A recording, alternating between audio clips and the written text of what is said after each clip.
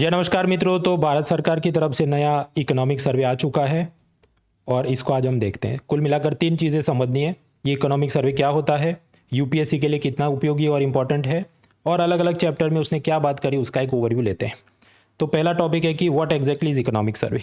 Economic survey यानी आर्थिक सर्वेक्षण। हर साल भारत के चीफ इकोनॉमिक एडवाइज़र यानी मुख्य आर्थिक सलाहकार इसको निकालते हैं। नाम उनका याद रखना है, वी अनंत नागेश्वरन। ये जो इकोनॉमिक सर्वे एक डॉक्यूमेंट है जिसके अंदर दो बातें होती हैं। पिछले साल का डेटा होता है और अगले साल के लिए कुछ सजेशन यानी सुझाव होते हैं। आप जानते हैं बजट नॉर्मली आता है 1 फ़रवरी को। इकोनॉमिक सर्वे उससे एक दिन पहले यानी कि 31 जनवरी को आता है। लेकिन इस बार क्योंकि इलेक्शन था इसलिए इकोनॉमिक सर्वे इलेक्शन से पहले जनवरी में आया नहीं। फरवरी में जो बजट आया वो था इंटरिम बजट जिसमें बड़ी बड़ी योजनाएं थी नहीं, और अभी जुलाई महीने में इलेक्शन रिजल्ट के बाद ये लोग दोनों चीज़ वापस रिलीज़ करेंगे। तो इकोनॉमिक सर्वे जो आया मंडे को, और आज ट्यूसडे, आज मैं इसका वीडियो बना रहा हूँ क्योंकि मुझे भी तो टाइम लगेगा उसको समझने में। और बजट जो आ जाएगा मतलब ट्यूसडे को, उसका वीडियो मैं कल बुधवार को बनाऊंगा। देखिए, जो बजट और इकोनॉमिक सर्वे कॉम्पिटिटिव एग्जाम के लिए मेन तो इधर से आपको डेटा कुछ याद रखना होता है। कौन कौन सा डेटा समझ लेते हैं। इकोनॉमिक सर्वे में से डेटा आपको याद रखना होता है कि अलग अलग बैंकों में कुल मिलाकर कितना नॉन परफॉर्मिंग एसेट या बैड लोन है, भारत सरकार का टोटल पब्लिक डेट कितना है, इंपोर्ट एक्सपोर्ट का रैंकिंग और डेटा, कौन से देशों में ज़्यादा इंपोर्ट एक्सपोर्ट करते हैं, कौन सी चीज़ वस्तु और सेवा ज़्यादा इंपोर्ट एक्सपोर्ट करते हैं उसका data, balance of payment, current account deficit, रुपये डॉलर का जो एक्सचेंज रेट है उसके साथ जुड़े कुछ इंडिकेटर जैसे NEER and REER, nominal effective exchange rate, real effective exchange rate, Bharat देश में कुल उत्पादन कितना हुआ तो ग्रॉस डोमेस्टिक प्रोडक्ट जीडीपी, उसका भी डेटा याद रखना है। क्या है, इस बार आगाही की है कि 6.5 to 7% जीडीपी ग्रोथ रेट रहेगा किसके लिए, 2024-25 के लिए, जो 31 मार्च 2025 को फाइनेंशियल ईयर ख़त्म होगा। भारत देश में महंगाई कितनी है, गरीबी कितनी है, तो ये कुछ डेटा आपको इकोनॉमिक सर्वे से आपको देख के रखना है। ऑन दी ऑपोजिट साइड ये जो बजट आता है, बजट में से 3-4 चीज़ें जो बड़ी याद रखनी है। एक तो अपनी फिजिकल डेफिसिट वगैरह कितनी होगी, दूसरा देश का टैक्स टू जीडीपी कितना होगा, यूजुअली 11% के आसपास होता है। सब्सिडी में कितना पैसा जा रहा है, यूजुअली 2 लाख करोड़ या उससे ज़्यादा जा रहा है, और उसमें भी कौन सी सब्सिडी में ज़्यादा, फूड, फर्टिलाइजर, पेट्रोलियम, वो बात है। और अलग अलग स्कीम है, उसमें जो बड़ी वाली स्कीम है उसमें कितना पैसा अलॉट हुआ। फॉर एग्जाम्पल मनरेगा में 40,000 करोड़ पैसा उसमें स्पेंड किया जाएगा। तो ये कुछ डेटा होते हैं। अब जैसे ये बजट और इकोनॉमिक सर्वे आता है, आप जानते हैं पूरे यूट्यूब पे काऊं सब वीडियो बनाने चालू कर देते हैं। तो ये जो बाबू सोना ऑडियंस है वो क्या सोचते हैं कि देखो ये जो इकोनॉमिक सर्वे आया जिसके अंदर 500 पेज की ये गुफा है, तो मेरे को झंडा लेके इसी के अंदर घुस जाना है, और इधर से मेरी जब लाश वापस आए तो इधर छाती पे लिखा होना चाहिए कि इकोनॉमिक सर्वे 500 पेज का मैंने पीएचडी थीसिस किया। तो उन सबको मैं कहना चाहूँगा कि हर एक टॉपिक, हर एक सब्जेक्ट, हर एक किताब को आप उतनी ही औकात दो जितनी उसकी औकात है। तो प्रश्न आप ये पूछो भाई इधर से क्या प्रश्न आते हैं और वो सॉल्व भी हो सकते हैं कि नहीं। कुल मिलाकर मेरा ये कहना है कि इकोनॉमिक सर्वे जो 500 पेज का डॉक्यूमेंट है, प्रीलिम में उसकी उपयोगिता कम है, मान लीजिए 5 किलो, मेंस में उसकी उपयोगिता ज़्यादा है, मान लीजिए 10 किलो। और ये बात मैं साबित करूँ आपको पुराने पेपर दिखा के। अभी स्क्रीन पे एक एक करके बहुत सारे एमसीक्यू आएंगे, मैं सब पढ़ने नहीं बैठूंगा, वीडियो पॉज करके आप देखना। देखिए, जो इकोनॉमिक सर्वे उसमें से मोस्टली डेटा और स्टैटिस्टिक, असेंडिंग डिसेंडिंग ऑर्डर, कौन सा छोटा कौन सा बड़ा, इस टाइप के प्रश्न ज़्यादा आते हैं। 2020 में जैसे पूछा भारत के करंट अकाउंट डेफिसिट का क्या ट्रेंड है, एक्सपोर्ट ज़्यादा है, इंपोर्ट ज़्यादा है, ये आयरन स्टील केमिकल फर्टिलाइजर क्या इंक्रीज़ हुआ है, डिक्रीज़ हुआ है, इंपोर्ट वगैरह। हालांकि ये क्वेश्चन तो कैंसिल हो गया था क्योंकि इसमें 2 जवाब बन रहे थे, डेटा करंट अकाउंट डेफिसिट है सरप्लस, खैर वो अभी बात में हम जा नहीं रहे। कुल मिलाकर मेरा ये कहना है, ऐसा डेटा का एक प्रश्न आया। फिर इसी 2020 प्रीलिम में एक और प्रश्न पूछा कि ये जो भी भारत और श्रीलंका का इंपोर्ट एक्सपोर्ट बढ़ा है, कम हुआ है, बांग्लादेश के साथ इंपोर्ट, नेपाल के साथ इंपोर्ट। तो अगेन डेटा सेंट्रिक सवाल जो इकोनॉमिक सर्वे से सॉल्व हो सके। ऐसा 2019 में भी पूछा डेटा सेंट्रिक सवाल कि भारत की ज़्यादातर जो लोन है बाहर से ली वो सरकार ने ली है, अदानी अंबानी ने नहीं ली है, और जो ज़्यादातर लोन है डॉलर में चुकानी है वगैरह। तो ये भी क्या हुआ, डेटा सेंट्रिक क्वेश्चन। अब ये जो डेटा सेंट्रिक क्वेश्चन में कुछ तो इजी होते हैं, जैसे ये वाला एक्सपेक्टेड होता है कि कुल मिलाकर कितना लोन है, इजी है। बाकी जो इंपोर्ट एक्सपोर्ट के data hit and miss case है, वो कुछ लोग तुक्के मार के सॉल्व कर सकते हैं, पर रियल एग्जाम में वो कितने तुक्के लगे नहीं लगे वो इट इज़ डिफ़िकल्ट। कुछ बार एकदम रैंडम बॉम्ब पूछते हैं, जैसे मेरे ख्याल से 2020 में ऐसा पूछा वियतनाम की इकोनॉमी के बारे में। अब ये भी ऐसा प्रश्न था कि जो करीब 5-7 साल पुराना इकोनॉमिक सर्वे पड़ा हो, उसका भी इंटरप्रिटेशन पूछा, और उसमें भी ऐसा कि सारे एमसी जो स्टेटमेंट है वो अकेले इकोनॉमिक सर्वे नहीं सॉल्व हो सकते, ऐसा 4 उससे सॉल्व हो, 5वें के लिए इंटरनेट ढूंढना पड़े। तो ये सब देखते हुए ऑफकोर्स पूछा जाता है, पर जो प्रीलिम वाले सवाल हैं वो हिट एंड मिस टाइप का होता है बहुत, मतलब 500 पेज इसको अलग सब्जेक्ट के रूप में ट्रीट करके रट के जाओ तो return on investment not so great. कुछ बार गवर्नमेंट स्कीम्स भी पूछी जाती है, पर गवर्नमेंट स्कीम का हिसाब ऐसा है कि देखिए सरकार की तरफ से एक तो आ रहा है इकोनॉमिक सर्वे, उसमें भी सरकारी योजनाओं का सब बात होता है, और दूसरा आती सरकार की इंडिया ईयरबुक हर साल, जैसे इस साल आई उसको हम क्या बोलें, इंडिया 2024। तो होगा क्या कि कुछ सवाल ऐसे पूछे जाएंगे जो इधर से भी सॉल्व कर सकते हैं, इकोनॉमिक सर्वे से भी और इंडिया ईयरबुक से भी, तो वो तो ओवरलैप टाइप की बात हुई। In such situation I will give preference to India yearbook, क्योंकि वो ज़्यादा कंसोलिडेटेड होते हैं उसका चैप्टर और सब चीज़ें। अब ये जो इंडिया ईयरबुक है ये भी आपको खरीद के पढ़नी नहीं है, तो खरीदने जाओ 300 रुपये की किताब, 800 पेज उसके होते हैं, वो पढ़ना नहीं है। उसकी जो समरी है वो करीब 200-300 पेज में ही हम लोगों ने बनाकर PDF अपलोड किया है, link is in the description. तो इंडिया ईयरबुक और गवर्नमेंट स्कीम का तो हिसाब हो गया। अब वापस आते हैं, मैं तो बात कर रहा था इकोनॉमिक सर्वे की कितनी औकात है यूपीएससी में। तो प्रीलिम में मैंने आपको बताया हिट एंड मिस टाइप का है। मेंस में हालांकि बहुत उपयोगी है हार्ट इमोजी, क्योंकि यहाँ पर जो थीम्स या एनालिसिस या सजेशन दिया होता है उसमें से सीधे प्रश्न यूपीएससी पूछ लेता है। फॉर एग्जाम्पल कुछ सालों पहले मेक इन इंडिया की बहुत चर्चा इसने की, तो सीधा ही प्रश्न पूछा कि भारत में मेक इन इंडिया और स्किल इंडिया का क्या महत्व है। फिर एक बार इसने पूछा कि देखो भारत का ग्रोथ बढ़ाना है तो उसके लिए जनता सेविंग करे वो तो ज़रूरी है, उसके अलावा भी XYZ फैक्टर और ज़रूरी है, तो वो भी सीधा प्रश्न पूछ लिया। और इसके अलावा भी GDP, inclusive growth, unemployment, export के बारे में बहुत सारे जो सुझाव इसने दिए वो कई अलग अलग क्वेश्चन में आप रीयूज़ कर सकते हैं। So for mains it is more useful, क्योंकि इसमें जो थीमेटिक एनालिसिस और सजेशन है वो आपको काफ़ी उपयोगी होते हैं। तो मैं मेंस का इसको 10 किलो वजन दूँ, प्रीलिम के लिए 5 किलो या 2 kilo, hit and miss type का है वो। अब आप कहें तो मुझे इसको कितना पढ़ना चाहिए। देखिए पहले तो प्रीलिम और मेंस का आप economy as a subject complete करो, उसके बाद जो मेंस में इसको यूज़ कैसे करना है, आप अच्छे टीचर से पढ़ेंगे तो ज़्यादातर सजेशन और ये सब वो क्लास में ही पढ़ा देगा, निपटा देगा, लेक्चर हैंड आउट वगैरह में। आपको खुद से फिर भी पिछले 3 या 5 साल के इकोनॉमिक सर्वे डाउनलोड करो, और उसके जो वॉल्यूम 1 होते हैं उसके सब चैप्टर जो होते हैं उसके इंट्रोडक्शन और कंक्लूजन 2-2 पैराग्राफ के होते हैं, वो आप पढ़ो। हिंदी में भी होता है, इंग्लिश में भी होता है, आप डाउनलोड कर सकते हैं। इससे क्या होगा, आपकी वोकेबुलरी ठीक होगी, आपका ग्रामर ठीक होगा, जो भाषा शुद्धि होनी चाहिए इकोनॉमी जवाब लिखने में, इट विल हेल्प यू। तो ये इसकी उपयोगिता है इकोनॉमिक सर्वे की। बाकी पुराने पेपर्स और वो सब फ्री में आप डाउनलोड कर सकते हैं, topic wise prelim mains paper, उसका भी लिंक डिस्क्रिप्शन में, codismonal.org। हाँ, तो हम क्या बात कर रहे थे, इकोनॉमिक सर्वे। अब बात ऐसी, इकोनॉमिक सर्वे हाँ ठीक है, पर बहुत ज़्यादा इसमें लोड लेना नहीं है, ब्लड प्रेशर हाई नहीं करना, क्योंकि मैंने आपको तो प्रीलिम में कॉस्ट बेनिफिट इतना जोरदार नहीं, मेंस में अच्छा है। पर मेंस का तो हिसाब ये है कि देखिए सितंबर के अंदर मेंस देने वाले आप में से कुछ होंगे, बाकी बहुत सारे लोग ऐसे होंगे जो नेक्स्ट ईयर के लिए इसको तैयार कर रहे हैं। तो आप अगर नेक्स्ट ईयर के लिए तैयार कर रहे हैं तो आपको ब्लड प्रेशर थोड़ा और आप अपना कम कर लो। इसका कारण ये है कि देखो 2000, ये तो इकोनॉमिक सर्वे अभी आया ये जुलाई को, अभी जो सोमवार को आया है इन जुलाई। अभी एक और सर्वे आएगा आपकी एग्ज़ाम से पहले, वो ऐसी बात है, इफ़ यू आर टारगेटिंग 2025 तो आपकी प्रीलिम्स कब होगी, मई 2025 में, और उससे पहले जनवरी में एक और इकोनॉमिक सर्वे आएगा, उसके बाद फरवरी में एक और बजट आएगा। तो अगर यूपीएससी ने कोटा भी अगर बना रखा है कि हाँ हम तो 3 सवाल पूछ लेंगे इकोनॉमिक सर्वे से, तो उसमें भी तो आधा बढ़ जाएगा ना, कि इधर से कुछ और उधर से कुछ। तो need not raise too much pressure, क्योंकि लेटेस्ट डेटा अभी और आएगा, वो तो जनवरी फरवरी 2025 के इकोनॉमिक सर्वे में आएगा। और दूसरा मैंने कारण बताया, प्रीलिम से ज़्यादा मेंस में उपयोगी है, तो बहुत हाई इसकी करो मत। प्रश्न, तुम मृणाल पटेल इसको पढ़ाओगे या इसका क्या कवरेज का क्या हिसाब है। देखिए 2024 की मेंस को टारगेट करते हुए अभी मेरा मेंस क्वालिटी एनरिचमेंट प्रोग्राम चल रहा है, उसके जो विद्यार्थी हैं उनको मैं इसका मेन स्पेसिफिक, क्योंकि ये 500 पेज हैं, तो 500 पेज का सारा डेटा एक्सट्रैक्ट करके सब पूरा कॉम्प्रिहेंसिव करने जाओ तो बहुत दिन लग जाएंगे, और इनको अभी मेन से पहले मेरे ख्याल से 60 भी नहीं, मेरे ख्याल से 59 डेज ओनली लेफ्ट। तो उनको सिर्फ मेंस के लिए काम के एनालिटिकल पॉइंट्स की समरी बनाकर मैं अलग से देने वाला हूँ। और ये जो मेंस QP4 कोर्स चल रहा है वो ऐसा GS, निबंध, आंसर राइटिंग, इवेल्यूएशन सब कुछ के साथ कॉम्प्रिहेंसिव चीज़ है फॉर 999 ओनली, उसे आप ज्वाइन कर सकते हैं इफ़ यू आर टारगेटिंग 2024 का मेंस। तो उनका काम हो गया, उनको इकोनॉमिक सर्वे खुद से देखने की ज़रूरत नहीं, वो मेरी जिम्मेदारी है। आप में से जो लोग 2025 के लिए तैयारी करें उनको भी इकोनॉमिक सर्वे का लोड लेने की ज़रूरत नहीं है, क्योंकि हर साल मैं फ्री में सीरीज़ निकालता हूँ। विन 23, 24, आगे आएगा 25।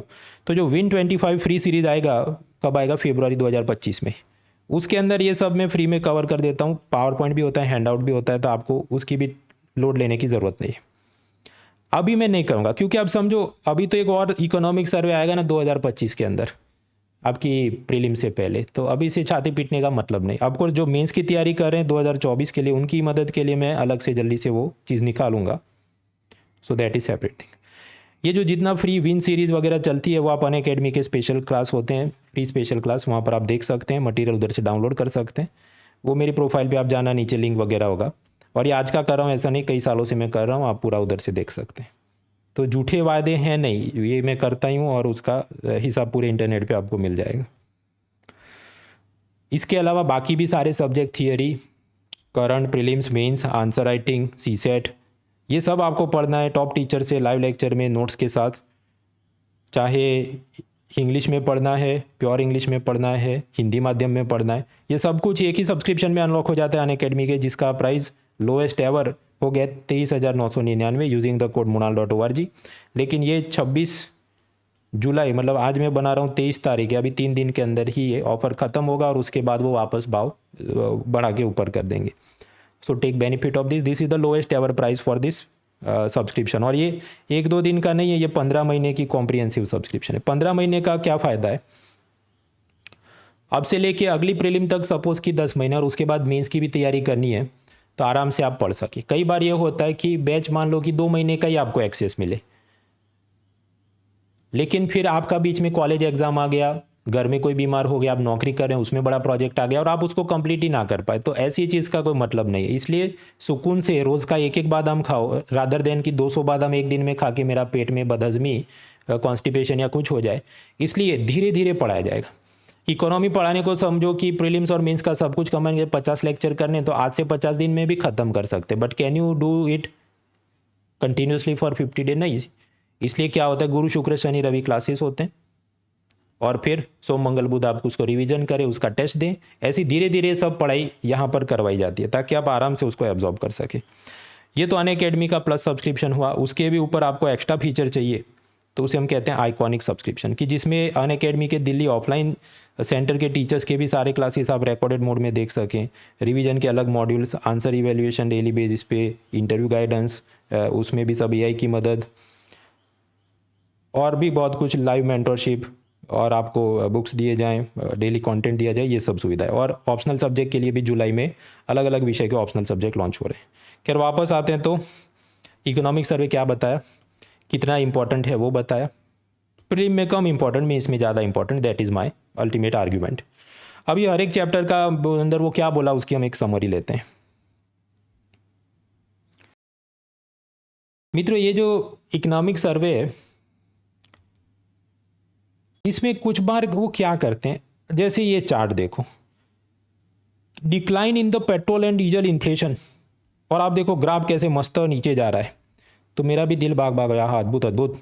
लेकिन फिर आप वाई एक्सिस पे पढ़ो सुकून से, क्या है, ये 0 है और ये है -2%। मतलब ये ऐसा बोल रहा है कि भारत के अंदर सरकार ने जो यूनियन का, आप जानते हैं एक्साइज ड्यूटी लगता है और स्टेट का लगता है वैट, पेट्रोल डीजल पे जीएसटी अभी नहीं लगता है, तो भारत सरकार ने जो 2 रुपये एक्साइज कम किया, उसके चलते जो भी 100 रुपये का पेट्रोल होगा अभी 98 का हो गया है।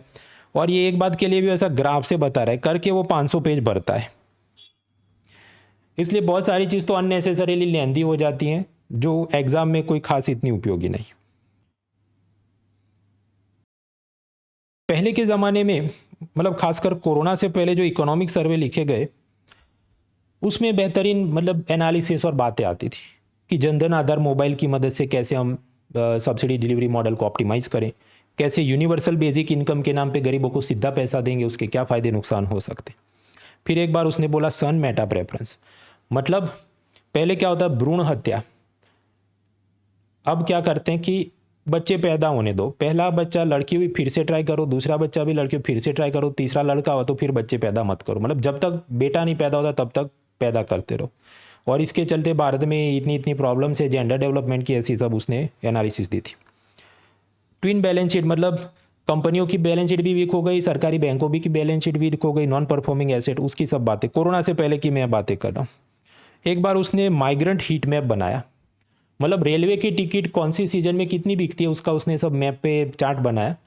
तो उससे जो आउटकम निकल के आया कि बिहार के लोग सबसे ज़्यादा दिल्ली की तरफ माइग्रेट करते हैं, उत्तर प्रदेश के लोग सबसे ज़्यादा मुंबई की तरफ माइग्रेट करते हैं, गुजरात के लोग सबसे ज़्यादा तमिलनाडु की तरफ माइग्रेट करते हैं। अब ये तो मुझे भी नहीं पता था, पर वो उसने एनालिसिस सब दिया। तो ऐसी चीज़ की देख के मज़ा आए, कुछ नया जानने को मिले कि ये भी हो रहा है। बिहेवियरल इकोनॉमिक्स की मदद से हम कैसे टैक्सेशन और सब्सिडी का सब चीज़ों को ऑप्टिमाइज़ कर सकते हैं। तो ऐसी अच्छी बातें आती थी। ये कोरोना के बाद जो इकोनॉमिक सर्वे खासकर ये जो वी अनंता साहब ने लिखे हैं, उसमें बात कैसी होती है, यही सब 2 रुपये पेट्रोल कम हो गया तो उसका ग्राफ बनाकर दिखाओ, और यही सब उनका चलता है। मतलब खुद से खुद को ही मेडल की ये दूध की नदियाँ बह रही, that is the gist of it. Exam point of view से अच्छा भी है कि उस बहाने कम तैयारी करनी पड़ती है। अब जो इनके चैप्टर्स हैं, करीब 13 चैप्टर्स हैं, हमने चैप्टर वाइज नहीं पढ़ना, 1 2 3 4 करके नहीं पढ़ना, उसे पिलर वाइज पढ़ना चाहिए। पिलर आप जानते हैं इकोनॉमी में 6 पिलर में पढ़ाता हूँ, money, banking, finance, insurance, budget, taxation, international trade, ये GDP, agriculture, manufacturing, unemployment, infrastructure, और छठा ह्यूमन रिसोर्स डेवलपमेंट। इसका कारण आप समझो, 2024 में आप चैप्टर के हिसाब से याद करके भी जाओ, 2025 का अटेम्प्ट आप फेल हुए, 2026 के में फिर से दे रहे हैं, तो तब क्या चैप्टर याद रखोगे कि थीमेटिक रूप से चीज़ों को याद रखोगे, जब बहुत सारी और चीज़ें इसमें ऐड हुई होंगी, राइट। इसलिए इकोनॉमिक सर्वे को चैप्टर वाइज नहीं पिलर वाइज पढ़ना चाहिए।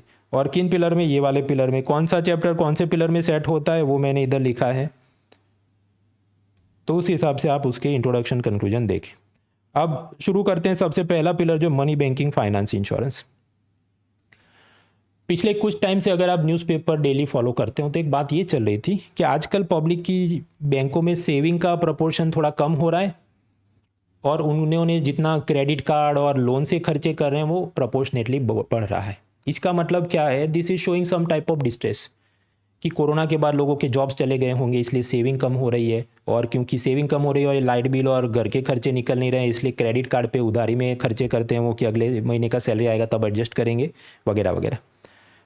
तो ये सब है, लेकिन ये जो इकोनॉमिक एडवाइज़र हैं उन्होंने क्या, नहीं भाई घी दूध की नदियाँ बह रही, तुम सब कि जनता जो पहले पैसा इन्वेस्ट करती थी उससे और ज़्यादा बढ़ के इन्वेस्ट कर रही है और सेव कर रही है, लेकिन वो ज़्यादातर रियल एस्टेट में जा रहा है, इसलिए आपको बैंक सेविंग थोड़ा प्रोपोर्शनेटली कम दिख सकता है।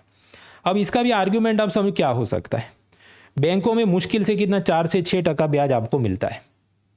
सामने जो मकान है, तो एक अभी रिपोर्ट आया कि 2019 से लेके 2024 तक करीब 49% मकानों के भाव बढ़ गए। तो आदमी यही सोचे बैंकों में रखूंगा तो सिंगल डिजिट में ग्रोथ आएगा, उससे तो मैं मकान कोई लोन पे ले लेता हूँ ताकि और बड़ी चीज़ मुझे रिटर्न ऑन इन्वेस्टमेंट मिले। और महंगाई बढ़ रही है तब लोग ज़्यादा ये करते हैं, क्योंकि वो nominal interest rate versus real interest rate वो सब हम कंसेप्ट पढ़ चुके हैं पहले। इस पे भी मैं इनका प्रेस कॉन्फ्रेंस देख रहा था, तो एक रिपोर्टर ने यही प्रश्न पूछा कि आप जो ये बात कर रहे हैं वो हजम नहीं हो रही, तो फिर इसने क्या, नहीं वो तो चैप्टर में लिखा है आप देख रहे। सो ही इवेडेड द क्वेश्चन। खैर, तो ये इकोनॉमिक सर्वे के अंदर pillar 1 money, banking, finance, insurance, उसके साथ जुड़ा है चैप्टर नंबर 2। चैप्टर नंबर 2 में यही सब की दूध की नदियाँ बह रही है कि बैड लोन की समस्या हल हो गई है, फाइनेंशियल इंक्लूजन के नाम पे सब पे बैंक अकाउंट और सब बन चुका है, माइक्रो फाइनेंस से बहुत सारे लोगों को लोन मिल रहा है, शेयर मार्केट भी स्टेबल है। जिन्होंने एसआईपी द्वारा, एक तो होता है म्यूचुअल फंड कि आप पैसा लगाओ और वो म्यूचुअल फंड मैनेजर और 10 कंपनियों में इन्वेस्ट करे। एसआईपी क्या होता है, सेम चीज़ है, पर हर महीने आप पैसा कट कराओ और वो उसमें इन्वेस्ट होता रहे।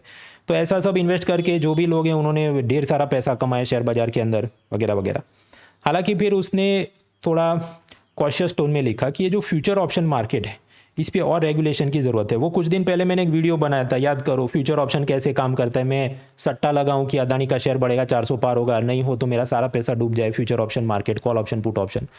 तो इन्होंने ये कहा, ये जो ओवर फाइनेंशियलाइजेशन हो रहा है, बहुत ज़्यादा रिटेल इन्वेस्टर को पार्टिसिपेशन दिया है ऐसे रिस्की प्रोडक्ट में, उसको रोकने की, उसको ठहर के सोचने की ज़रूरत है। ये ऐसा मुद्दा है प्रीलिम के लिए, मेंस के लिए काम का बनता है। फिर उसी को आगे बढ़ाते हुए कि जो भी फाइनेंशियल एडवाइजर या बैंक मैनेजर या म्यूचुअल फंड एडवाइजर होते हैं, उनकी सैलरी का कुछ कंपोनेंट क्या होता है, सेल्स पे डिपेंडेंट है कि कितने लोगों को, टू पुट इट ब्लंटली, बकरा बनाए। तो इसके कारण मिस सेलिंग हो रहा है, और मिस सेलिंग हो रहा है, उसको रोकने की ज़रूरत है। तो इंडस्ट्री ने, फाइनेंशियल रेगुलेटर्स ने इन सबका जो सैलरी पैकेज है इसमें क्या इंडिकेटर्स होते हैं उसको ठीक करने की ज़रूरत है। बिकॉज अल्टीमेटली इकोनॉमी में हर एक चीज़ पे क्या है, इंसेंटिव के हिसाब से लोग बिहेव करते हैं। पॉजिटिव इंसेंटिव है, नेगेटिव इंसेंटिव है, क्या है, बहुत सारे सब ऐसे ग्राफ माइंड मैप वगैरह दिए हैं, उसमें मैं अभी जा नहीं रहा। वो जो Win25 सीरीज़ आएगी उसमें फ्री में आराम से कवर कर। अभी तो मैं आपको एक ओवरव्यू दे रहा हूँ ताकि पूरा साल थोड़ा आपको शांति रहे कि हाँ भाई कुछ देख के गए थे। शेयर मार्केट भी भारत का बहुत बेस्ट परफॉर्म कर रहा है और बाकी जगह डाउन है वगैरह वगैरह की दूध की नदियाँ बह रही हैं। उसके बाद सेकंड पिलर बजट एक्सटेंशन में इन्होंने कुछ खास बोला नहीं, सीधा हम बढ़े third pillar balance of payment international trade. उसके साथ जुड़ा इकोनॉमिक सर्वे का चैप्टर नंबर 4, उसमें भी यही सब बात की करंट अकाउंट डेफिसिट कंट्रोल में है, भारत ग्लोबल वैल्यू चेन का हिस्सा बन रहा है। भारत का रुपया वीक हुआ, बराबर है कि पहले $72 में मिलता था, वो 83 का हो गया, पर वो बहुत ख़राब चीज़ नहीं है क्योंकि अपना रुपया वीक हुआ, उस हिसाब से अपने एक्सपोर्ट बढ़े हैं। और अगर हम ये नीर और रीर वाले इंडिकेटर देखें तो उस हिसाब से बाकी देशों की करेंसी भी तो वीक हुई है, तो हम अकेले नहीं हैं वगैरह वगैरह, वो उनका यूजुअल लॉजिक चलता है। फिर उसने कहा कि एक्सपोर्ट में हमने खिलौने, मिलिट्री का सामान, जूते, इन चीज़ों को और एक्सपोर्ट करें तो इसमें बहुत ज़्यादा पोटेंशियल है। फिर बात करी चाइना +1 स्ट्रेटेजी। वो ऐसे कि मान लीजिए अमेरिका में उनका प्रेसिडेंट अमेरिकन कंपनियों ने चाइना में जो फैक्ट्री खोली है, आउटसोर्सिंग में प्रोडक्शन करा रहे हैं, उस पर मान लीजिए अमेरिकन सरकार टाइट करे और टैक्स ज़्यादा लगाए, तो ज़्यादातर कंपनी ये करते हैं कि चाइना में भी फैक्ट्री खोलेंगे +1 जस्ट टू बी सेफ। हम लोग कोई इंडोनेशिया, फिलीपींस, इंडिया में भी एक फैक्ट्री खोल के रखते हैं ताकि या तो अमेरिका में एडवर्स पॉलिसी हो जाए या चाइना में कुछ ज़्यादा टाइट हो जाए कोरोना या उनकी सरकार, तो हम अपना प्रोडक्शन इधर से चला लेंगे, जो भी फिलीपींस, मलेशिया, इंडिया है। तो ऐसी ये जो चाइना +1 स्ट्रेटेजी है उसमें इंडिया को कितना फ़ायदा हो सकता है, हमें क्या करना चाहिए, इंफ्रास्ट्रक्चर, स्किल डेवलपमेंट, वो सब की बातें करी। चैलेंजेस बताए उसने, एक तो इंटरनेशनली डिमांड कम हो रही है, पब्लिक कम शॉपिंग कर रही है, तो भारत के एक्सपोर्ट को चिंता है। रशिया यूक्रेन क्राइसिस के चलते रॉ मटेरियल काफ़ी महंगे हो रहे हैं। प्रोटेक्शनिज्म का डर है, भविष्य में मान लो ट्रंप की सरकार आ जाए तो वो वापस अपना वही चालू करे, चाइना के माल पे 25% टैक्स, इंडिया के माल पे 25% tax, it will create problems. तो ये सब उसने chip choking, reshoring, localisation, decoupling वगैरह बहुत सारे चैलेंजेस आइडेंटिफाई किए। As a result what happens, आप जानते हैं जीडीपी की फॉर्मूला क्या है?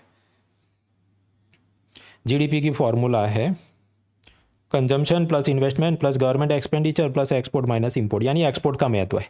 तो अगर अपना एक्सपोर्ट पोटेंशियल कम होने वाला है because of all this problems, तो जीडीपी ग्रोथ भी कम हो सकता है। उसके अलावा मानसून भी ठीक नहीं हुआ। ये जो आईएमडी वाले हो तो बहुत बोल रहे थे एल नीनो आए चला गया और जो भी, पर अपेक्षा से मानसून ठीक ठाक नहीं आया है। 30% स्टेट्स में कम बारिश हुई है। तो इकोनॉमिक सर्वे की आगाही जो है, लेट मी जूम इन, जो हमें याद रखनी है उसकी आगाही ये है कि देखो ये जो 2023-24 का फाइनेंशियल ईयर था उसका जीडीपी ग्रोथ रेट 8.2%, लेकिन ये जो 2024-25 का फाइनेंशियल ईयर जो 31 मार्च 2025 को ख़त्म होगा, उसमें इकोनॉमिक सर्वे की ये प्रिडिक्शन है कि हमारी ग्रोथ रेट, याद रखना है एमसीक्यू के लिए, 6.5% से लेके 7% हो सकती है। अगेन कितना, 6.5 से 7% हो सकती है, ऐसा इकोनॉमिक सर्वे की आगाही है। ये खास एमसीक्यू में आपको याद रखना है। और ऐसा क्यों 8 से घट के ये 6.5 या 7 क्यों हो रहा है? क्योंकि ये प्रॉब्लम्स हैं। मानसून अच्छा नहीं हुआ, अपेक्षा के हिसाब से एक्सपोर्ट में चैलेंजेस होने वाले हैं, and as a result it में डिक्लाइन, द ग्रोथ रेट में डिक्लाइन। खैर, तो हम जो चैप्टर वाइज नहीं पिलर वाइज समझ रहे थे, पिलर 1 देख लिया, 2 देख लिया, 3 देख लिया, पिलर 4 के चैप्टर्स मतलब agriculture, manufacturing, service sector, GDP, unemployment, ये सब बातें। तो एक तो ये ग्राफ में उसने ऐसी बात करी कि 30% स्टेट्स में अपेक्षा से कम बारिश हुई है और उसके चलते अपना एग्रीकल्चर प्रोडक्शन वो ठीक नहीं होगा, ऐसा उसको डर है। फिर उसने पाया कि भारत में लैंड फ्रैगमेंटेशन हो रहा है, मतलब एक किसान के पास 5 हेक्टेयर ज़मीन हो, फिर वो 2 बच्चों में बांट दे, 2.5, फिर ये और कम होता जाए। तो छोटे छोटे अगर आपके पास भूमि खंड है, you become a small marginal farmer, बड़ा मशीन ट्रैक्टर से खेती बाड़ी हो नहीं सकती, फार्म मैकेनाइजेशन नॉट पॉसिबल, तो इसलिए बहुत ज़्यादा पैदावार नहीं हो रही। So we need to do land consolidation. छोटे किसान अपनी ज़मीन बड़े किसान को बेच दें, ज़मीन का एकीकरण हो, ये सब करने की ज़रूरत है, तभी बेहतरीन खेती हो सकती है। फिर उसने पाया कि इंटरनेशनली मान लो चाइना के अंदर सपोज 1 हेक्टर के अंदर 6,000 किलो चावल पैदा होता हो, तो इंडिया के अंदर सपोज पंजाब में बेस्ट पैदावार भी 4,000 किलो की हो, तो अपनी जो यील्ड है वो कम है। तो हमें अपनी एग्रीकल्चर यील्ड को इम्प्रूव करने की ज़रूरत है, ऐसी उसने बात करी। फार्मर फ्रेंडली पॉलिसी फ्रेमवर्क करो। एक क्या होता है कि suppose onion, sugar, wheat, rice ये सब हम एक्सपोर्ट करते हैं, लेकिन अचानक से लोकल मार्केट में महंगाई बढ़ जाए तो सरकार अचानक से सब बैन करा देती है। उसके चलते जो ऐसे किसान हैं जो सिर्फ एक्सपोर्ट के लिए खेती बाड़ी कर रहे हैं, उनका सब खेल बिगड़ जाता है। तो इकोनॉमिक सर्वे ने कहा कि ये सब मत करो, उसकी पॉलिसी में एक स्टेबिलिटी होनी चाहिए। वरना ये होता है कि just for example Russia Ukraine के क्राइसिस के बाद यूक्रेन से गेहूं जो जाता था मिडल ईस्ट में कम जाने लगा, तो भारत के व्यापारियों ने बहुत सारा गेहूं उधर बेच दिया, तो भारत के बाज़ार में शॉर्टेज हो गई, आटा थोड़ा महंगा हो गया। तो सरकार ने ये जो भी वीट और उसके आटे पर एक्सपोर्ट पे बैन लगा दिया। अब ऐसा करने से होता क्या, मिडल ईस्ट के जो उधर के स्टॉकिस्ट होंगे या होलसेलर होंगे, वो किसी और देश के साथ, अर्जेंटीना या ऑस्ट्रेलिया के साथ 25 साल का MOU साइन कर देंगे कि अब से हम आपसे ही खरीदेंगे, भारत का तो कोई भरोसा है नहीं। तो ये सब से अपने लॉन्ग टर्म जो बिजनेस प्रॉस्पेक्ट हैं, एक्सपोर्ट पोटेंशियल है, उसको नुकसान होता है। तो ये एक्सपोर्ट बैन नहीं होने चाहिए, बहुत ही मतलब खास आपातकाल हो तभी ये करना चाहिए। फिर इन्फ्लेशन टारगेटिंग के नाम पे RBI लोन बहुत महंगे रखती है। RBI आप जानते हैं 2 to 6% CPI के अंदर उसने महंगाई को काबू में रखना है। अब उसके चलते किसान को जो लोन मिलने चाहिए, बाकी इंडस्ट्री को सब जाना चाहिए, उसमें थोड़ी दिक्कत है, तो उसको पुनः समीक्षा एग्जामिनेशन की ज़रूरत है। इरिगेशन को बढ़ाने की ज़रूरत है, क्योंकि हमने देखा 30% स्टेट में तो ठीक बारिश नहीं हुई, तो इरिगेशन सिंचाई की व्यवस्था बेहतर करने की ज़रूरत है। क्लाइमेट चेंज को भी फोकस करना होगा, ताकि ये ग्राउंड वाटर एक्सप्लॉयटेशन और सब पॉल्यूशन, उन सब से भी हम लड़ सकें। हाँ, तो ये चैप्टर 9 जो एग्रीकल्चर की बात करता है, उसके अंदर एक तो ये एक्सपोर्ट बैन की सारी चीज़ पर थोड़ा चीज़ों को स्टेबल करने की ज़रूरत है। फर्टिलाइज़र सब्सिडी में रिफॉर्म लिया जाए। बहुत सारे मोबाइल ऐप, ड्रोन वगैरह जो यूज़ कर रहे हैं, डिजिटाइजेशन ऑफ एग्रीकल्चर हो रहा है। फूड प्रोसेसिंग इंडस्ट्री में अभी हमें और काम करने की ज़रूरत है, और ढेर सारी योजना और उसका डेटा उसने इकोनॉमिक सर्वे ने दिया। उसके बाद आता है मैन्युफैक्चरिंग, तो चैप्टर 10 में इंडस्ट्रीज़ की बात है, तो उसमें उसने बोला कि स्मॉल एंड मीडियम एंटरप्राइज पे फोकस किया जाए। इंडस्ट्री को चाहिए एनर्जी, लेकिन बहुत सारी कोयला हमने बाहर से इंपोर्ट करना पड़ता है, बिजली महंगी हो जाती है, तो उसको एड्रेस करने के कुछ सजेशन दिए। फार्मा इंडस्ट्री भारत की है, वो ज़्यादातर जीनेरिक मेडिसिन, मतलब जिसका पेटेंट एक्सपायर हो गया, ऐसी दवाइयाँ एक्सपोर्ट करने का उसका दम है। पर जो इनोवेटिव नई दवाइयाँ जैसे कैंसर या कुछ ढूंढना हो, तो उसका रिसर्च डेवलपमेंट में पैसा बहुत खर्च नहीं करे, जुगाड़ मेंटालिटी है, उसको एड्रेस करने की ज़रूरत है। कंपनियों को ईज़ ऑफ डूइंग बिजनेस मिले, ज़मीन का सही उपयोग हो सके, उसके लिए हरियाणा ने जो पॉलिसी बनाई है, बाकी सब स्टेट गवर्नमेंट ने भी हरियाणा मॉडल को अपनाने की ज़रूरत है। फिर आप जानते हैं ये production linked incentive scheme, basically ऐसी बात कि एप्पल कंपनी भारत में 100 मोबाइल बनाए एक साल, सपोज 2019 में, फिर 2020 में वो 120 मोबाइल बना के बेचे, तो 20 मोबाइल ज़्यादा उसने सेल किए, इंडिया मेड मोबाइल्स। तो ये 20 मोबाइल के सामने उसको जो भी 4% 6% कुछ सब्सिडी दी जाएगी, उसको बोलते हैं प्रोडक्शन लिंक्ड इंसेंटिव स्कीम। ये बहुत महान है, घी दूध की नदियाँ बह रही है, ये ऐसा सब उसने बोला। माइक्रो स्मॉल मीडियम एंटरप्राइज को ज़्यादा लोन की ज़रूरत है और उसमें मदद की ज़रूरत है, ऐसा बोला। एग्रीकल्चर देखा, मैन्युफैक्चरिंग देखा, सर्विस सेक्टर, उसका चैप्टर 11 है। सर्विस सेक्टर के अंदर उसने एक तो पाया कि डिजिटल ये IT कॉल सेंटर और सब जो सर्विसेज हैं, या कोई भी बाकी भी सर्विसेज हैं, टूरिज़्म, हॉस्पिटैलिटी, होटल इंडस्ट्री, हर एक जगह आपके पास कंप्यूटर की नॉलेज स्किल होनी ज़रूरी है, लेकिन ऐसी डिजिटल स्किल लोगों में कम है, ये अपना एक चैलेंज है। साइबर सिक्योरिटी भी एक जोखिम है, लोन आसानी से मिलते नहीं। GST के नियमों का और सरलीकरण, सिंप्लीफिकेशन किया जाए। सिमिलरली स्टार्टअप और रेरा की पॉलिसी या कानूनों में थोड़ा सुधार की ज़रूरत है। सर्विसेज के अंदर समझो ट्रांसपोर्ट भी एक सर्विस है, तो शिपिंग, रेलवे, कम्युनिकेशन, ये सब सर्विसेज में अपना क्या डेटा है, वो सब डेटा उसने दिया है। आर्टिफिशियल इंटेलिजेंस से शॉर्ट टर्म में अपने जॉब्स IT कॉल सेंटर में चले जाएंगे कि बहुत सारा काम AI कर सकता है, लेकिन लॉन्ग टर्म में इसमें अपॉर्चुनिटी हो सकती है, ऐसा उसने सब बात करी। उसमें भी डेविड रिकार्डो की पुरानी सब थियरी की चर्चा है, वो हम Win25 सीरीज़ में देखेंगे। तो कुल मिलाकर इसका AI पर यह कहना है कि देखो शॉर्ट टर्म में अपने सब IT BPO जॉब्स को ये नुकसान करेगा, क्योंकि बहुत सारा काम, for example legal writing, medical writing type के जो अमेरिका और ब्रिटेन के काम हमारे लोग करते थे इधर बैठ के, वो बहुत सारा काम चैट जीपीटी से हो सकता है। तो वहाँ पर जॉब्स शॉर्ट टर्म में चले जाएंगे, पर लॉन्ग टर्म में जॉब्स क्रिएट हो सकते हैं जब आप एआई का खुद का डिज़ाइन, ट्रेनिंग, उसकी मदद से जो भी रोबोट का और सर्विस रिपेयर करना है, ये सब में हम और चीज़ों को देखें। उस पर लंबी चौड़ी बात है, वो हम Win25 में देखेंगे। फिर यहाँ पर बात आती है अनएम्प्लॉयमेंट। भारत में जितने नौजवान हैं, जितना डेमोग्राफिक डिविडेंड है, उसके लिए करीब 78 to 80 lakh jobs per year Bharat ने क्रिएट करने होंगे खेती बाड़ी के बाहर, नॉन एग्रीकल्चर में। तो सोचो कितना बड़ा नंबर है, 80 लाख नौकरियां हर साल बनानी होगी। यूपीएससी में कितनी नौकरी आती है? 1100। तो कितना बड़ा नंबर है। तो ये हमारे सामने एक बहुत बड़ा चैलेंज है। हेल्थ केयर में भी सब चीज़ें और ठीक करने की ज़रूरत है। ग्रीन ट्रांजिशन, इलेक्ट्रिक व्हीकल, ये सब की बात करी। चाइना की चैलेंज की बात करी। चाइना से हम बहुत सारी मशीनरी इंपोर्ट करते हैं जो अपनी लोकल इंडस्ट्री के मैन्युफैक्चरिंग के लिए भी ज़रूरी है।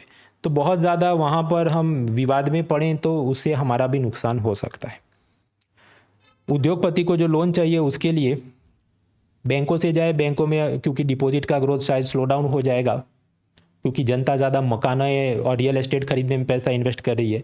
तो उद्योगपति ने, बिजनेसमैन ने लोन चाहिए, क्या करे? बॉन्ड इशू करे। पर भारत में बॉन्ड के इन्वेस्टमेंट में लोग कम हैं, तो उसके बाज़ार को और गहरा करने की, डीपन करने की, पार्टिसिपेशन बढ़ाने की ज़रूरत है। फिर उसने एक वर्ड यूज़ किया, मित्तल स्टैंड। मित्तल स्टैंड मतलब जर्मनी, ऑस्ट्रिया और स्विट्ज़रलैंड के कुछ ऐसी कंपनियां जिन्होंने मंदी हो, तेजी हो, वो स्टेबली अपने आप को ग्रो कर पाए हैं और अपना नाम बना पाए हैं। तो भारत में भी ऐसा मेक इन इंडिया वाली जो कंपनियां हैं उसका मित्तल स्टैंड बनाने की ज़रूरत है कि तेजी हो, मंदी हो, उनका एक नाम हो, रेपुटेशन हो, वो चलते रहें, जॉब्स प्रोवाइड करते रहें, एक्सपोर्ट करते रहें। और फार्मर के लिए स्पेशल पॉलिसी फ्रेमवर्क, ये सब करोगे तो भारत में जॉब क्रिएट होंगे। ऐसी इसकी सब बातें हैं। फिर उसने पॉलिसी फ्रेमवर्क में शॉर्ट टर्म में क्या और करना है मैं ये पढ़ नहीं रहा हूँ, वही सब बातें होगी। समझो रोज़गार बढ़ाने हैं, स्किल डेवलपमेंट करना है, एग्रीकल्चर की मदद करो, ईज़ ऑफ डूइंग बिजनेस करो, वगैरह सब बातें होंगी। उसके बाद आती है बात इन्फ्लेशन, महंगाई की। महंगाई के लिए चैप्टर 3 में उसने सब लिखा है। वही सब, घी दूध की नदियाँ बह रही है, पेट्रोल 2% सस्ता हो गया है, बाकी देशों के मुकाबले हम महंगाई को ज़्यादा अच्छे से कंट्रोल कर रहे हैं। जो थोड़ी बहुत महंगाई है उसका मेन कारण है कि खाद्य तेल, एडिबल ऑयल हम बाहर से इंपोर्ट करते हैं। फिर यूजुअली क्या, चैप्टर के पेज भरने के लिए वो बोल बच्चन करता है हर साल, headline versus core inflation. Headline inflation मतलब सपोज कि 6% महंगाई है, फिर उसके अंदर से आप फूड की महंगाई और फ्यूल की महंगाई माइनस करो, तो जो मिले उसको हम क्या कहते हैं? Core inflation. तो ये इतना बड़ा, ये कम हुआ, वगैरह वगैरह, उसकी वही बोल बच्चन होती। फिर रूरल वर्सेस अर्बन इन्फ्लेशन, कि जैसे मणिपुर में गांव में महंगाई ज़्यादा है, शहरों में कम है, ऐसा हर स्टेट का ग्राफ बना के पहले वो ग्राफ दिखाएगा, फिर वो ग्राफ में क्या है उसको एक्सप्लेन करने के लिए एक पेज भर के वो टेक्स्ट लिखेगा। ऐसा करके 500 पेज वो भरते हैं।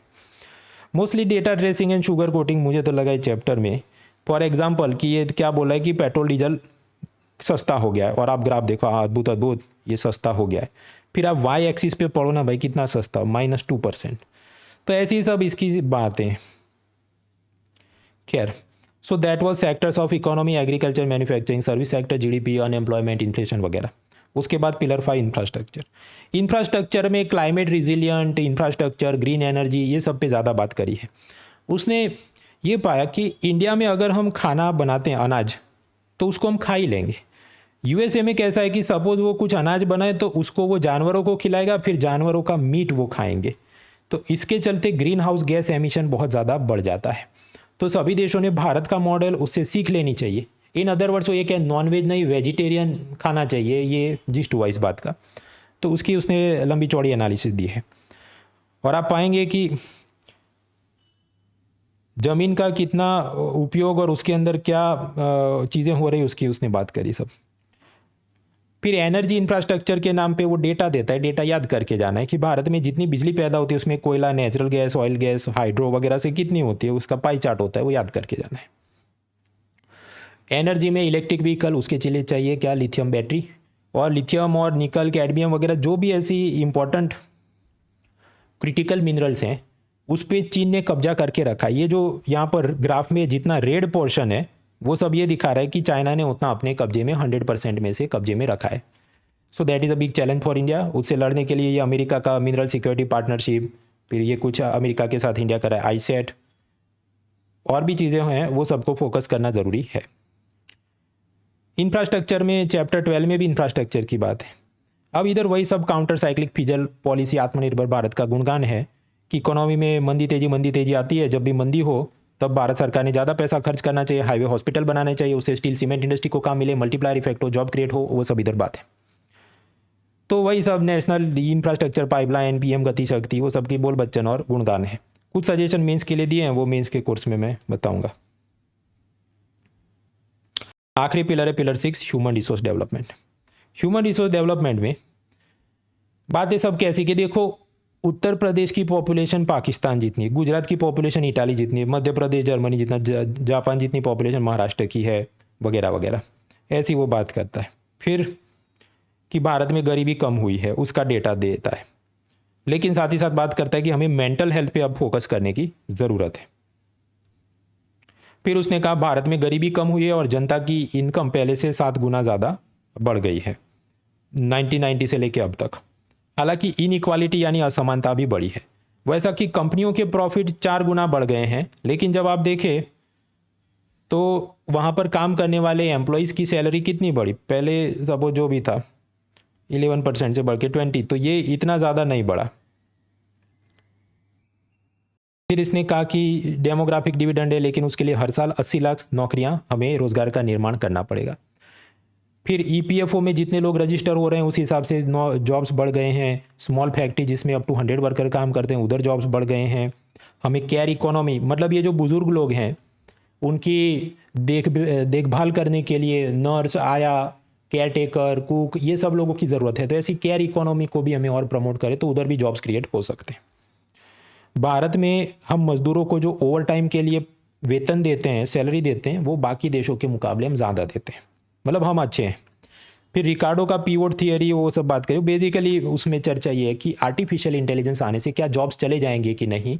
रिकार्डो के टाइम में भी ऐसा था, स्पिनिंग जेनी नाम का कुछ मशीन था, उसमें आप एक बार चरखा चलाओ ऐसे तो 8-10 तार में यान बनता था, तो उससे जॉब्स कम नहीं हुई, उल्टा ज़्यादा लोगों को ऐसे मशीन में काम मिलने लगा। लेकिन बाद में जब पावर लूम आए कि आप एक स्विच लगाओ और इलेक्ट्रिसिटी से पूरा मशीन चले और सब, तो उस वक्त शायद थोड़े जॉब्स कम हो गए। तो रिकार्डो जो पहले सोचता था कि जॉब्स कम नहीं होंगे, बाद में सोचने लगा जॉब्स कम हो रहे हैं वगैरह, कि उसने सब एनालिसिस और उसका पैरेलल कोरिलेशन यहाँ पर एआई में क्या होगा उसकी बात करी। फिर उसने पाया देखो जॉब्स जो बढ़ रहे हैं उसमें कई सारे जॉब्स हैं कॉन्ट्रैक्चुअल जॉब्स, और उसी के हम साथ में जोड़ लें तो गीग इकोनॉमी, मतलब ये स्विगी जोमेटो के डिलीवरी बॉय या जितने ये प्राइवेट कंपनी या सरकार के अंदर भी आप ये डेटा एंट्री टाइपिस्ट और ये सब में आप जानते हैं आजकल कायमी नौकरी, परमानेंट जॉब नहीं, कॉन्ट्रैक्चुअल देता है 11 महीने का वगैरह। तो ऐसी जॉब्स में प्रॉब्लम क्या है कि मिनिमम वेजेस कम होते हैं, महंगाई के साथ आपका वेतन बढ़ता नहीं है, सेविंग को नुकसान हो वगैरह, बहुत सारी प्रॉब्लम्स होती। हालांकि उसने उसकी बात नहीं की क्योंकि आप जानते हैं उसको बोलना है कि ये दूध की नदियाँ बह रही। महिलाओं को उसके बारे में उसने बात की कि we need to reduce control over women. वो बात ऐसा है कि अलग अलग स्टेट में जो फैक्ट्री एक्ट हैं उसमें ऐसा लिखा होता है, स्टेट ने नोटिफाई किया हो, भारत में ऐसे 11 स्टेट हैं कि जहाँ पर महिलाएं फैक्ट्री में रात को काम नहीं कर सकती, प्रतिबंध है। उसी तरह और भी छोटे मोटे बहुत सारे प्रतिबंध जो हैं कि हैवी मशीनरी पे काम नहीं कर सकती। तो ये सब हमें कम करना है, महिलाओं का उत्थान के लिए उनका सशक्तिकरण और उनके ऊपर ये सब जो रेगुलेशन है वो कम किए जाए। महिलाओं के पास कितनी प्रॉपर्टी है, उनके नाम पे कितने मकान या गाड़ियाँ हैं, तो we need to increase the asset ownership. उसके लिए टैक्स या सब्सिडी में कुछ फ़ायदे देने का सोच सकते हैं। फॉर एग्जांपल कई स्टेट गवर्नमेंट ये कहते हैं कि मकान की रजिस्ट्री या स्टैम्प पेपर आप हस्बैंड के नाम पे करोगे तो उस पर मान लीजिए 2% स्टैम्प ड्यूटी लगती हो, वाइफ के नाम पे करो तो सब जो भी 1.80% लगती हो। तो ऐसा थोड़ा सस्ता किया जाए ताकि महिलाओं के नाम पे वो एसेट का ओनरशिप आए, तो उनका सिक्योरिटी और डोमेस्टिक वायलेंस वगैरह के एंगल में उनको थोड़ा बचाव हो सके। तो कुल मिलाकर ये सब बातें जो मैंने आपको बताया, असल में अगले साल फरवरी में जो Win25 फ्री सीरीज़ में चलाऊंगा उसमें सिस्टमेटिकली इसको पढ़ेंगे। ऑफकोर्स अभी जो मेंस के कैंडिडेट हैं उनका अलग से मेरा बैच चला है, उनको तो मैं मेन स्पेसिफिक समरी छोटी वाली बना के दे दूंगा अलग से। आज है मंगलवार, आज अभी बजट आएगा, उसमें भी सब स्टडी करके जो काम की चीज़ें वो कल मैं वीडियो बनाऊंगा बुधवार को। तो आपका वीडियो मिस नहीं हो जाए इसलिए चैनल को आप सब्सक्राइब करके रखें, नोटिफिकेशन बेल आइकन दबा के रखें। और बाकी जो लोग 2025 और 26 की तैयारी कर रहे हैं तो अभी नहीं तो कभी नहीं, कॉम्प्रिहेंसिव 15 महीने का पूरा सब्सक्रिप्शन 23,999 में, और ये भी सिर्फ 26 जुलाई तक ये ऑफर, उसके बाद वापस वो भाव बढ़ा देंगे। और ये 15 मंथ्स में comprehensive theory, current, prelim, main, CSAT, lectures, notes, answer writing सब कुछ है। और तीनों मीडियम, हिंदी, इंग्लिश, बायलिंगुअल, सब कुछ की एक्सेस आपकी अनलॉक होती है। ऐसा ही अनएक्ट एकेडमी का मॉडल है, इसका फ़ायदा ज़रूर उठाइए।